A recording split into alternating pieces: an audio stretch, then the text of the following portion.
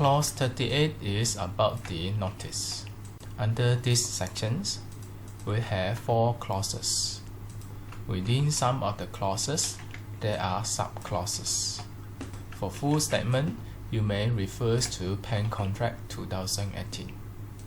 The notice here is referring to the written notice, which is the most important communication methods throughout the project. Based on PAM Contract, any written notice or other documents to be given under the contract shall be given or sent by any of these 4 modes. These include hand delivery, ordinary mail or registered post, through the fax, and also through the electronic transmissions. The purpose of this notice is to ensure there is a traceable record related to the important communications between the contractors and the employer. It is important to ensure that the person which the notice is directing to actually receive the notice.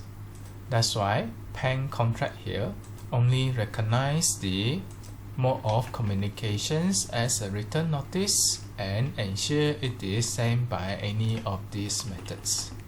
By definitions of the PAM Contract, verbal communications is not counted.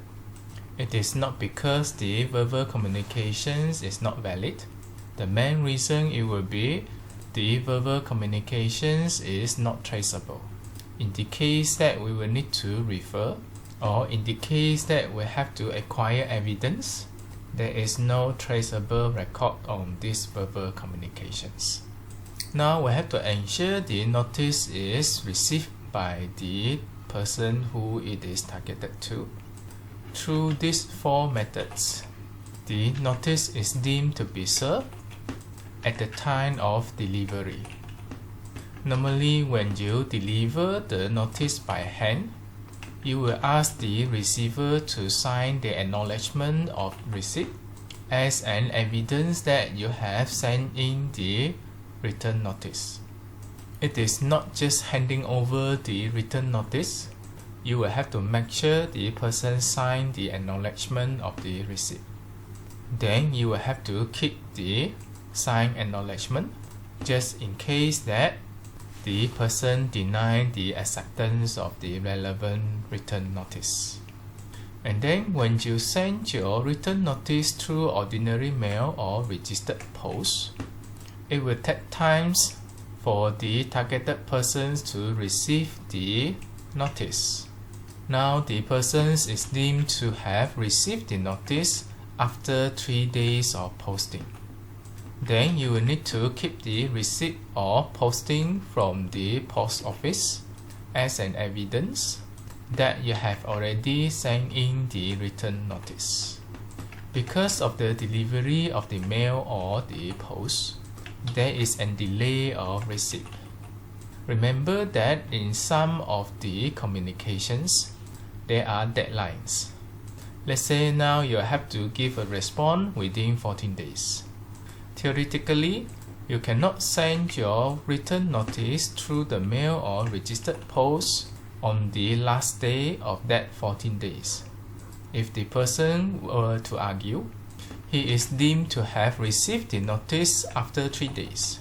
That means by the time he is deemed to receive the notice, it will be day 17, which already beyond the expiry date.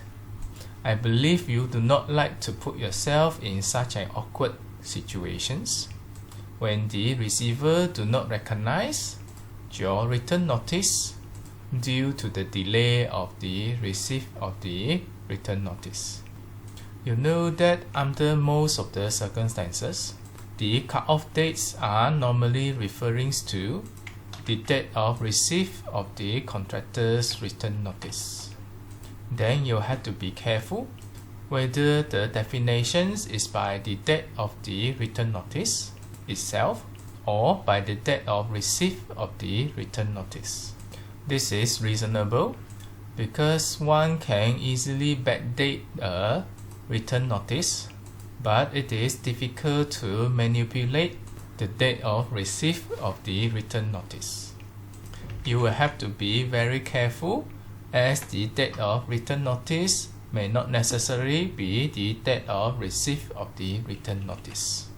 Next, if the return notice is sent through fax, the targeted person is deemed to have received at the time of transmissions.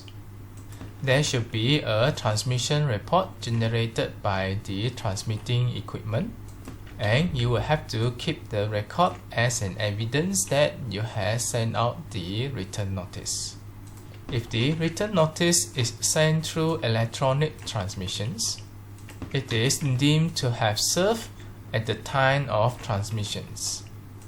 There should be a history or transmission report generated by the transmitting equipment. You will have to keep that as an evidence. We mentioned that return notice is the most important communication methods in the project. If you study through the PAM Contract 2018, there are many areas specified that you have to provide return notice. Under various case and scenario, all of these are quite important. Among the areas being mentioned of having the return notice to be sent include the discrepancy and divergence between the documents as specified in clause 1. That means there are inconsistency and contradictions within the documents of contract.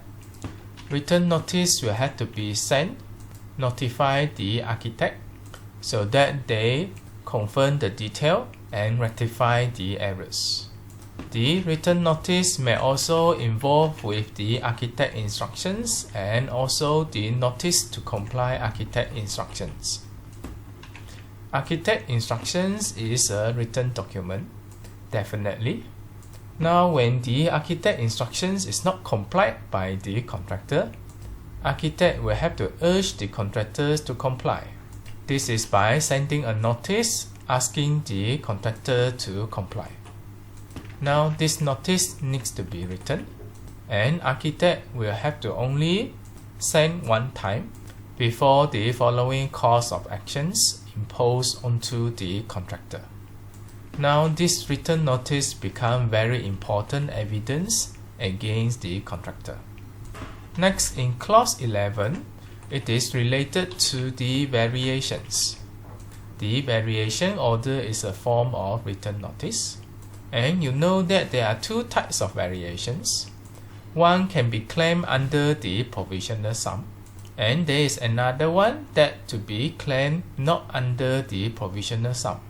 Especially the variations to be claimed not under the provisional sum. It is very important for the employer to know the estimated expenses. The contractor will have to send in a written notice, make known to the employer that will be a variations, and this shall result in additional expenses. And this notice is normally sent before the works is commenced. Therefore, this additional expenses is an estimation. The final figure will be confirmed after the work that has been done. Based on what is estimated here, there should be calculations to demonstrate how the numbers are computed. This is an important procedure for the contractor to be entitled for the variations claim. Next, when the contractor has practically completed the work, he will need to send in the written notice, notify that the work has been done, and then the architect will have to check the work and decide whether it is truly practically completed before the issuance of the certificate of practical completions. This again involves the written notice. Similar principles goes to the completions of making goods of all the defects. This one normally happen during the defect liability period, where there are defects happen. The contractor is requested to making good all the defects, and the contractor should do accordingly. Once everything is done, the contractor will have to send a written notice notifying the architect that he has done the making good of all the defects. This shall call the architect to do the checking and to confirm that all the defects has been made good. Only then the contractor is fully released from the liability. Next, when come to the applications of extension of time, written notice is also required. This normally happen when there is something happen or certain architect instructions which is not within the scope and likely leads to the extension of time. Now the contractor will have to notify the architect side in terms of the extension of time, provide estimations, and give some particulars to justify the estimations. Without proper applications of the extension of time, the initial completion dates will not be revised. Any delay of the work shall trigger the liquidated damage, which is calculated on daily basis. This kind of penalty can be quite expensive to the contractor. This is under clause 23. In the case that there are any loss and expenses suffered by the contractor, which is not due to the problem of the contractor is actually entitled for the claim. Now the contractor will have to send in the written notice for the claim. This can be found in clause 24. Now when come to default by any of the party, the defaulted party can be the employer or the contractor. Now it is no point for the contractor to proceed. Either the employer or the contractor, depending on the situations, would like to determine the employments of the contractors from the project. This will have to be done formally. The problem can be due to the contractor. Then the person would like to stop the employments of the contractor is the employer. Or the problem can be due to the employer. Now the contractor would like to stop his own employment, not to get himself into such a mess. In this case, there should require two notices. The first notice shall alarm the targeting person regarding the seriousness of the case. If the default still persists, the second notice shall be followed up, and as a result, the employment of the contractor is determined. This process is very sensitive, therefore it needs to be done very formally. With that, you will need proper written notice to trace the record. You know that after the determinations of the contractor's employment, this shall trigger the conclusions of the project in the final account, which is going to deal with the monetary issue. Sometimes dispute can happen here. Now the written notice not only specify the status, the dates of the written notice become very important. When is the cut-off date? And this might directly influence the amount payables to the contractor.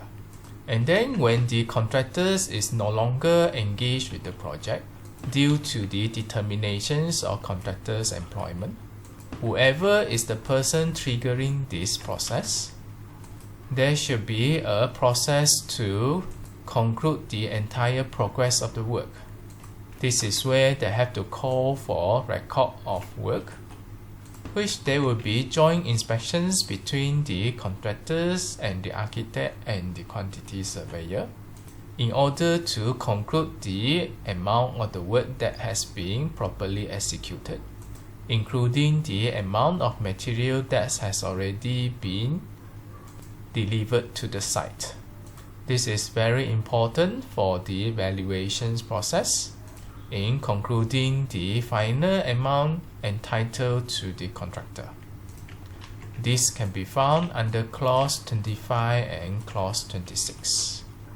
Now, in the case that there are some problem with the contractor, as a result, the employer sustains some levels of loss and expenses, and these expenses is claimable from the contractor. Now, the employer can set off that particular amount. Before the set-off is triggered, there should be a written notice notifying the contractor regarding it. Provide justifications and provide details regarding the amount to be set off. This shall require the agreements from the contractor. If any dispute happens, they will have to refer the case to the third party, probably the adjudications or arbitrations. Another situations where that may involve the written notice are the suspensions of the work, either due to the non-payment by the employer or due to the withdrawal of the architect or the consultant. Now, if the employer do not pay the contractor on time, first notice shall be sent, making known to the employer regarding the seriousness of the issue. If the problem still persists, second notice shall be followed, and the contractor has the right to suspend the work until the payment is done. This shall require 2 notices. Now, in the case that the architect or the consultant has withdrawn from the project, nobody now is supervising the project. No matter what, the project has to be suspended. It is until the replacements of the architect or the consultant is done, having the professionals to supervise the work, then the project can persist. Next is about the outbreak of hostilities. After 28 days, sustained outbreak of hostilities, the things become complicated, so many uncertainty. Now, either the employer or the contractors can apply to determine the employments of the contractor for the project. This will require the written notice. Once the employments of the contractors is determined, there should be another written notice requesting the contractors to do the protective work in order to minimize the possible damage due to the outbreak of hostilities, so that the properties of the employers is protected. Written notice become very important in the case of any dispute. The dispute can happen at the final account level. It can also happen due to the set-off. The relevant clauses are 25, 26, 30, and clause 30. You know that the disputes normally related to the monetary issue. These are the common area there will be dispute. In the case any disagreement related to the monetary issue, this cannot be done verbally. You require written notice, making known to the other parties about it, and see anything can be done. If the dispute cannot resolve at the negotiation level, then they might need to escalate to the other dispute resolutions mechanism. This may include mediations, expert determinations, adjudications, and arbitrations. You can find the details in clause 34, 35, 36, and 37. There are other modes where the written notice shall be applied. What you see here, every single item here is very important. This is serious matter, and in the case that any of these items is missed, you cannot blame the other party that not entertaining your request. It is only when it becomes a written notice here, the other parties cannot ignore.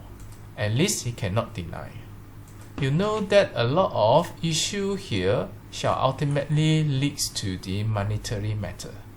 If you don't do this process right and properly, when dispute happen at the final account level or at the set-off level, it is not really favor to your side, since a lot of things you do not have record. And if the dispute cannot be resolved internally, it is brought forward to a more professional mechanism of the dispute resolutions, such as the mediations, expert determinations, adjudications, and arbitrations. All this will have to base on the evidence and proof.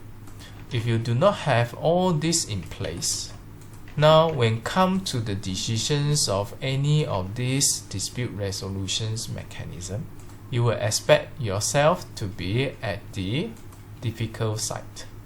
The main point here is, it is always a good practice of you having everything which is traceable, even though something is communicated through verbally. Sometimes you do not share whether those are important or not. As a precautions, place it in a record. Make it in the form of written notice. Send it in any of these 4 forms to facilitate the communications and to place a record within the timeline.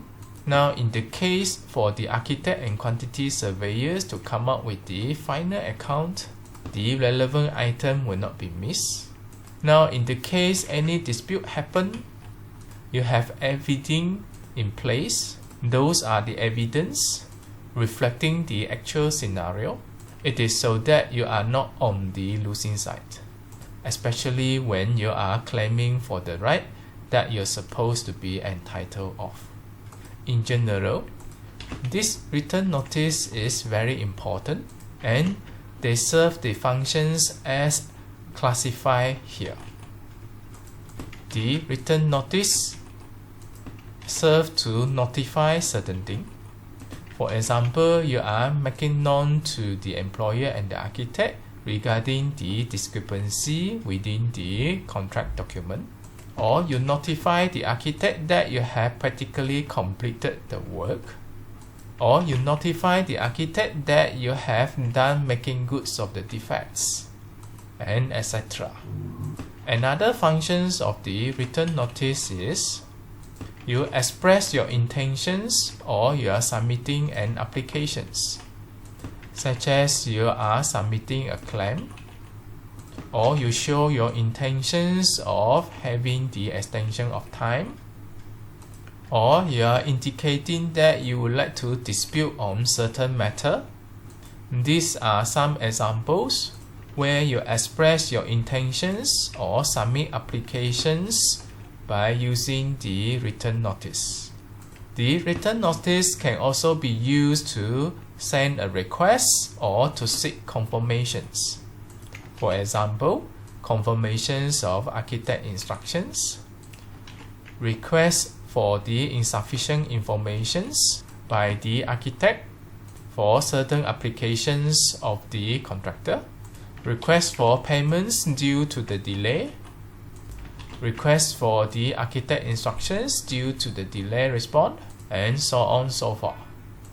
This kind of written notice is very important as it eventually becomes an evidence for you to prove the defaults of the employer, or to prove the extension of time required, or for you to claim for the loss and expenses suffered due to the problems of the other parties. Another functions of the written notice, it will be instructions. For example, architect instructions asking the contractor to carry out certain work, instructions by the architect related to the variations, where the words initially was not in the contract. Now there are additional scope of work or additional quantities of the work required, or instructions to do the testing, or instructions to make good of the defects, and etc. Another functions about the written notice, it will be showing the decisions and the outcome, whether certain applications such as the claim for the loss and expenses, the applications for the extension of time were accepted or rejected. Another example, it will be when the contractor considers himself have practically completed the work, the architect will check the work and decide whether the work has already been practically completed. This shows the evaluation's outcome by the architect. Similar concepts goes to the making goods of all the defects.